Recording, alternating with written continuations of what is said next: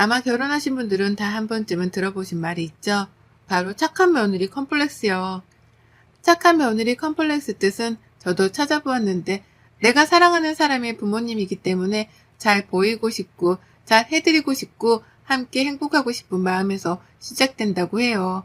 하지만 이런 마음 때문에 정작 본인의 진짜 몸과 마음을 돌보지 못하고 무리하게 시작하면 문제가 된다고들 하죠. 그러면 이런 착한 며느리병은 왜 걸릴까요? 근본적인 원인을 살펴보자면 착한 아이 증후군과 비슷하다고 할 수 있다고 합니다. 보통 어린아이들에게 강력한 동기를 주고자 칭찬 스티커를 만들기도 하면서 착한 아이로서 행동을 독려하는 게 당연한 일이죠.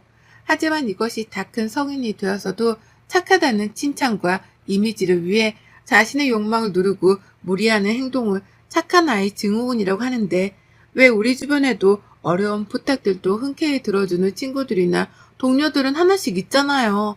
그래서 갈등을 피하기 위해 죄가 없는데도 사과를 하고 부탁을 쉽게 거절하지 못해 손해를 보고 부탁하지 않아도 칭찬을 위해 먼저 나서는 행위로 끊임없이 스스로를 구속하고 괴롭힌다고 해요.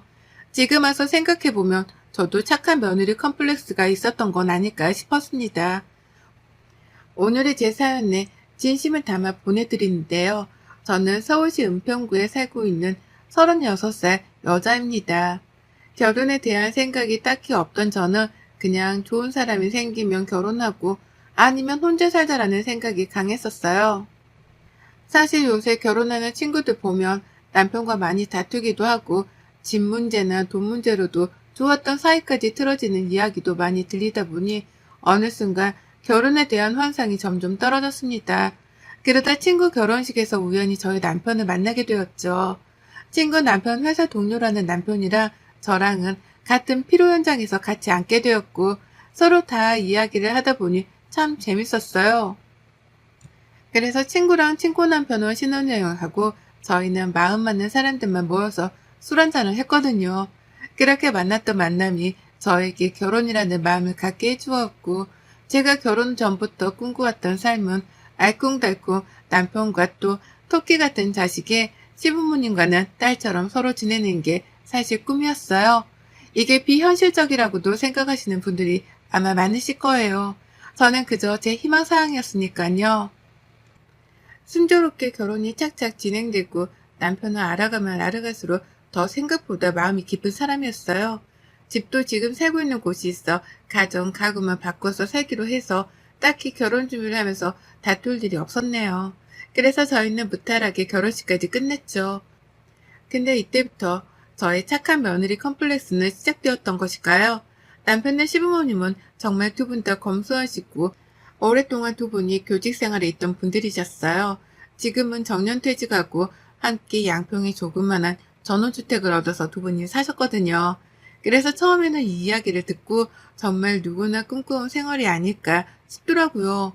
실제로 두 분을 배웠을 때도 인자하신 모습에 정말 제가 꿈꾸던 생활이 이루어지고 있구나 라는 생각이 들었거든요. 저의 결혼 생활의 온도는 뜨겁지도 또 차갑지도 않은 딱 중간의 온도였어요. 서로 퇴근하며 소소한 일상을 나누고 그 일상 속에서 행복함을 또 꿈꾸고요. 주말에는 시댁에 내려가 늘 바쁘기도 했습니다. 근데 언제부터였을까요? 어머님이 저에게 은근슬쩍 어머님이 힘들어하는 문제들을 저에게 털어놓기 시작하시더라고요. 우선 남편에게 동생 저한테는 서방님이시죠? 계시는데 남편과는 정반대 성격이라 굉장히 사고도 많이 치고 다니셔서 부모님이 케어가 안 돼 저희 남편이 케어를 해야 한다고 하더라고요. 둘 다 나이차가 있는지라 서방님은 형님을 무서워한다고요. 근데 이번에 어머님이 갑자기 전화를 해와서 저에게 서방님 이야기를 해주시는 거예요. 민영아 바쁘니? 아니요 어머님 무슨 일이세요? 아니 이번에 준우가 또 사고를 쳤지 뭐니. 지금 준성이한테도 말 못하고 아버지한테도 말을 못했구나. 이걸 어쩌면 좋니? 어머 무슨 일인데 그러세요? 준우가 잘 다니는 회사에 문제가 있어서 어떤 동료를 때려서 합의금까지 주었는데도 그쪽에서 다른 회사 못한 얘기 한다고 그러니 내가 이걸 어떻게 할 도리가 없지 않겠니? 아, 그럼 지금 합의금을 주신 거예요? 줬지. 근데 갑자기 밤에 전화 와서 너희 아버지한테는 잠깐 볼 일 있어 나간다고 하고 내가 거기까지 다녀왔단다. 근데 돈이 문제가 아니라 그 문제 때문에 압박을 넣어서 그런 건지 몰라도 취업이 안 되니 자기도 괴로워하더라고. 내가 알아보고 준우가 들어가면 당연히 너희 아버지가 알게 되는 건 시간 문제니까 내가 어찌할 도리가 없구나. 너한테 이런 부탁하는 게 미안해서 어쩌니? 아니에요, 어머님. 제가 그러면 서방님 일자리 좀 알아볼게요. 안 그래도 알아보면 좀 있을 것 같아요. 그래 줄래? 너무 고맙구나. 준성이한테는 꼭 말하지 말고 부탁이다. 네, 걱정 마세요. 그런 어머님의 부탁을 듣고 그래도 처음 하신 부탁이라 이곳저곳 서방님 일자리를 찾아다녔어요. 다행히도 회사 친한 동료가 자기 형이 조그맣게 마케팅 회사를 운영 중인데 괜찮으면 거기 어떠냐고 권해주더라고요. 그래서 서방님한테 이야기하고 이야기가 잘 돼 회사 동료 덕분에 취직하게 되었어요. 연봉은 다른 곳보다 아직 작은 곳이라 적기는 해도 복지가 굉장히 좋고 또 사람들이 다 착해서 잘 적응할 것 같다고 회사 동료가 말해주길래 제가 거하게 한턱 쏘겠다고 고맙다고 했죠. 그 뒤로 한 몇 달이 흘렀을까요? 다른 팀이던 회사 동료가 저를 부르더군요. 민영씨, 잠깐만. 아, 무슨 일이세요? 민영씨 그 서방님이란 분 어때? 저희 서방님이요? 저도 결혼할 때 보고 자주 못 마주치는데 그냥 평범한 분 같은데요. 아니, 내가 이런 말 해도 될지 모르겠는데, 민영씨네 서방님이란 분이 회사 동료한테 엄청 죽은 덕 됐나봐. 근데 거기서 끝이 아니라 막 계속 전화하고 좋다고 하고, 그러니 그 동료가 이제 너무 힘들어서 형한테 그만둔다고 한 거지. 그 직원이 오래 다녔던 초창기 멤버라 형이 무슨 일이냐, 연봉을 더 올려주겠다 이러면서 잡았는데, 자기 서방님 이야기를 하더라고. 그래서 형이 많이 화나서 그분을 불러 이야기했는데, 자기는 그런 적이 없다면서. 그러니까 여자 직원이 지금까지 자기한테 문자 보낸 걸 또 보여주고 회사가 난리가 났대. 자기 서방님 그만두고 그 직원이 소송까지 한다는데 어떡해? 제가 서방님께 전화해보고 다시 말씀드릴게요. 정말 죄송해요. 진짜 죄송합니다. 이게 무슨 청천벽력 같은 소리인지 바로 서방님께 전화를 걸었어요. 서방님, 저예요. 잘 지내셨죠? 아, 형수, 안 그래도 오랜만이에요. 내가 전화하려고 했는데 그 형수가 소개시켜준 회사 진짜 사이코 집단 같아요.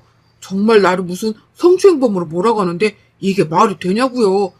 그 기집애가 먼저 저한테 일 알려준다면서 치근덕 대길래 나도 한번 놀아볼까 싶어서 그랬던 건데 이제 봐서 제가 자기 스토킹 했네, 성희롱을 했네, 이딴 말이나 짓거리고 있으니 제가 열불이 터져서. 서방님, 요새 그런 문제들 많아서 조심하셔야 하는데 지금 그 여자분이 소송하신다고 하셨다면서요. 소송까지 하면 어머님, 아버님이나 형도 다 알게 될 텐데 그냥 미안하다고 하고 회사 그만두는 걸로 제가 이야기해볼게요. 사과를 우선 하셔야 할 것 같아요. 아니 형수, 내가 사과를 왜 해요? 그 기집애가 먼저 나한테 꼬리를 쳤다니까? 서방님, 그것보다 소송까지 안 가는 게 중요하잖아요. 가면 변호사도 선임해야 하고 그러는데 제발 부탁해요. 이번에 형 알면 진짜 서방님 가만 안 놔둘 수도 있어요. 아씨, 진짜 더러워서 못 해먹겠네? 뚝. 그리고 회사 동료한테 정말 미안하다고 사죄한 뒤 거기 형님네 회사까지 찾아가서 제가 직접 그 사장님과 동료분에게 사과를 건넸습니다. 제가 열심히 정말 죄송하다고 마음을 담아 사과하니 그냥 회사 그만두는 걸로 마무리하자고 하시더라고요. 그 뒤로 좀 서방님은 잠잠하나 싶었지만 실상은 그게 아니었어요. 몇 개월 뒤 서방님이 시댁의 여자친구라고 데려왔는데 글쎄 그 여자분이 임신을 했다고 자기 살집 마련해달라고 난동을 피웠나 봐요. 우선 임신을 했다고 하니 어머님 아버님은 결혼식을 빨리 치러야 할 것 같다고 하고 집은 경기도 쪽 신축 아파트 전세를 얻어주셨나 봐요. 그래서 저는 이제 결혼도 하고 아이도 낳으면 좀 달라지시겠거니 했어요. 저희 남편도 이제 동생놈이 아빠가 되니 달라질 거라고 생각하고요. 서방님도 스스로 자기가 아빠가 되니 이제 마음 잡고 일하고 와이프랑 자식 책임진다고 하니 시댁 식구들은 다들 이게 더 낫다면서 좋아하셨죠.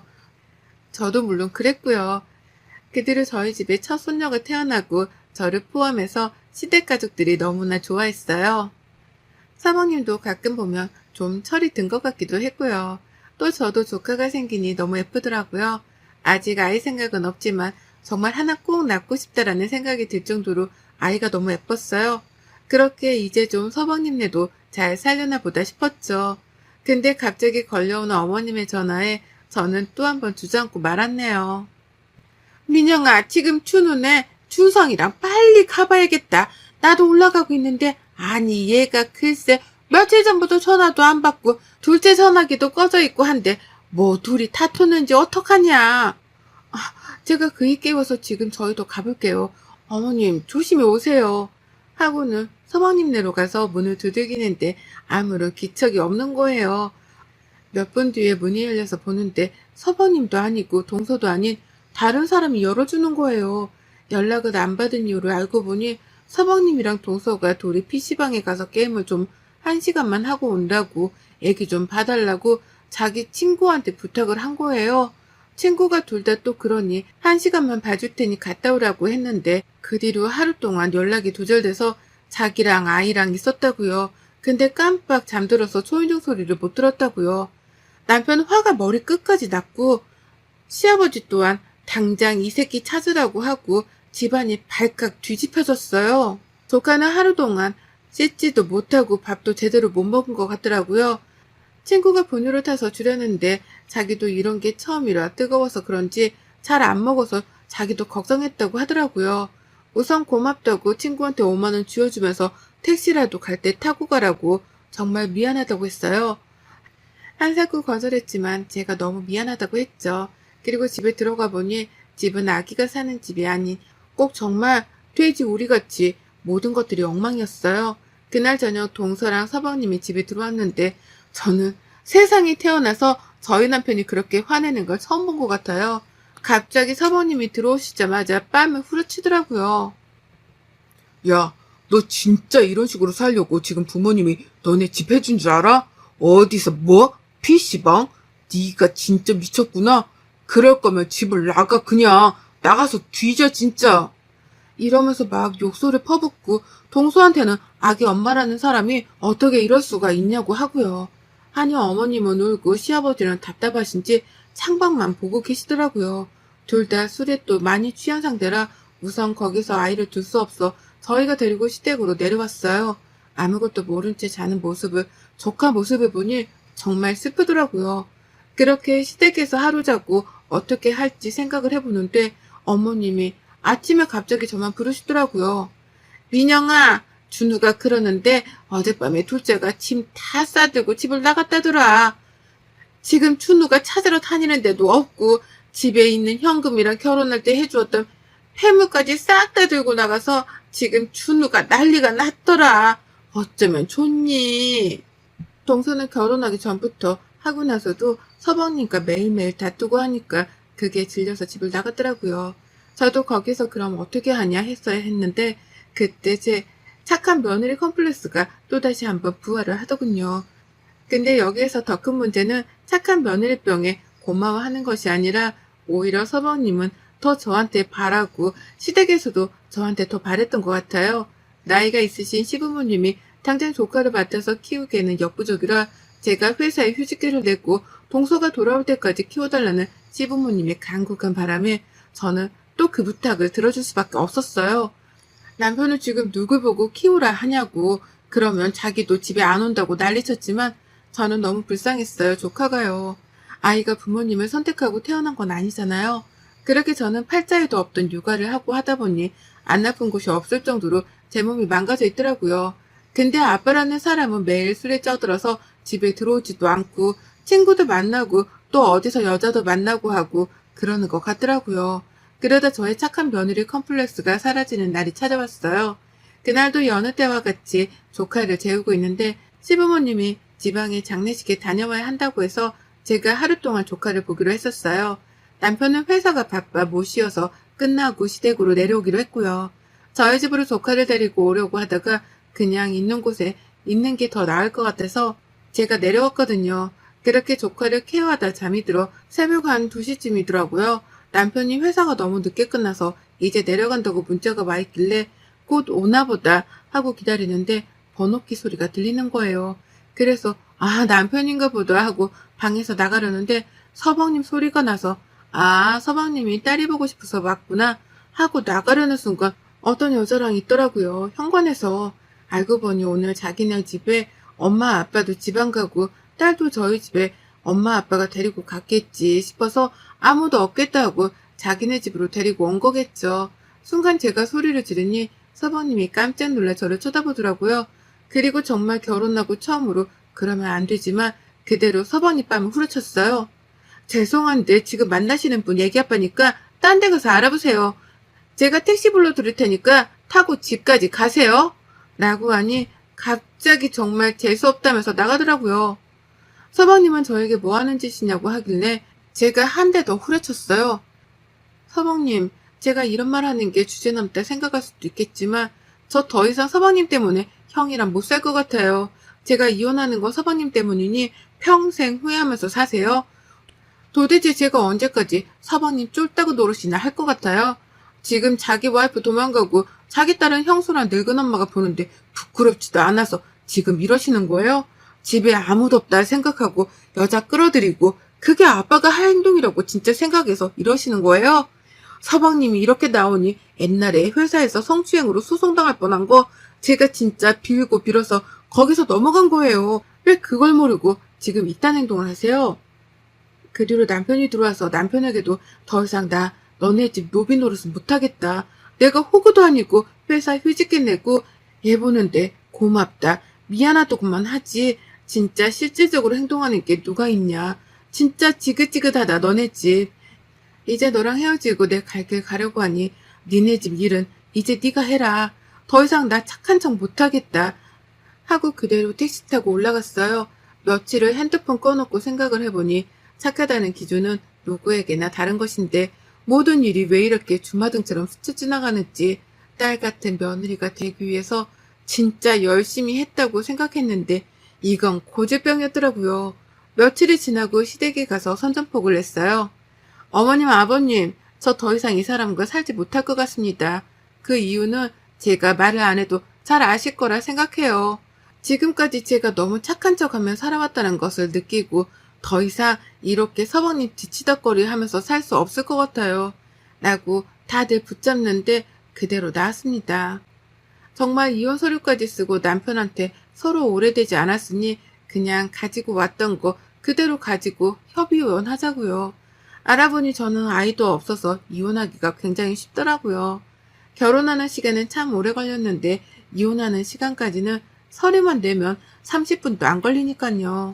그동안 시어머니, 시아버지한테도 연락이 참 많이 왔는데 다 연락을 피했어요. 남편은 더 이상 붙잡는 건 자기의 욕심이라고 미안하다고 하더라고요. 이혼 서류를 접수하러 가기 전날 집에 누군가 초인종을 눌렀어요. 보니 서방님이더라고요. 인터폰으로 하고 싶은 말도 없고 할 말도 없으니 돌아가라고 했지만 나올 때까지 기다린다고 하더군요. 1시간이 지나도 아직 있어 들어오라고 했어요. 무슨 일 때문에 왔냐? 더 이상 할 말이 없다. 그이랑도 이야기 다 끝낸 상태라고 했죠. 그랬더니 갑자기 저한테 서방님이 무릎을 꿇으시는 거예요. 정말 미안하고 죄송하고 자기가 지방 공장에 친구네 아빠가 사장님이셔서 친구 덕분에 거기서 일하려고 한다. 내가 아직 아이 키울 능력이 안 돼. 몇 년은 부모님 손을 빌려야겠지만 생활비 들이면서 주말마다 올라와서 아빠의 역할을 할 거고 더 이상 형이나 형수한테 패기치는 일이 없게 할 테니 우리 형아랑 제발 헤어지지 말라고. 그럼 우리 형은 평생 죄책감으로 혼자 살 거라고요.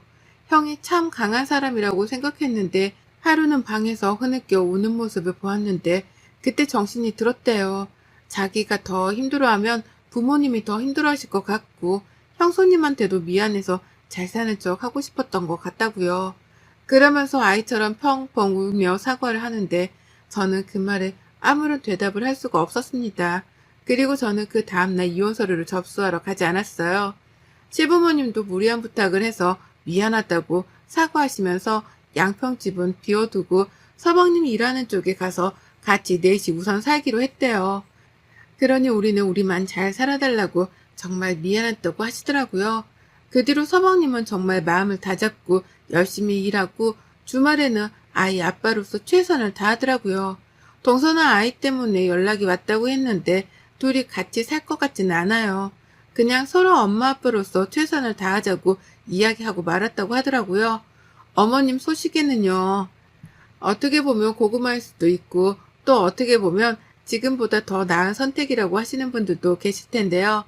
제 사연을 끝으로 결혼은 사랑하는 사람과 행복하고 편안한 가정을 만들기 위해 하는 것이고 그러기 위해서는 참고 지내기보다 내가 먼저 행복하고 편안해야 한다는 걸 꼭 잊지 않으셨으면 해요. 저도 한 달에 한 번씩은 시댁에 갔다 오곤 해요. 착한 며느리에서 벗어나니 이제 좀 정말 제가 하고 싶은 대로 하게 되더군요. 여러분들은 착한 며느리 컴플렉스보다 꼭 자신만의 행복을 찾아서 결혼 생활을 하세요. 그래야 정말 행복하답니다. 여러분의 생각은 댓글로 남겨주세요. 오늘도 시청해 주셔서 정말 감사합니다.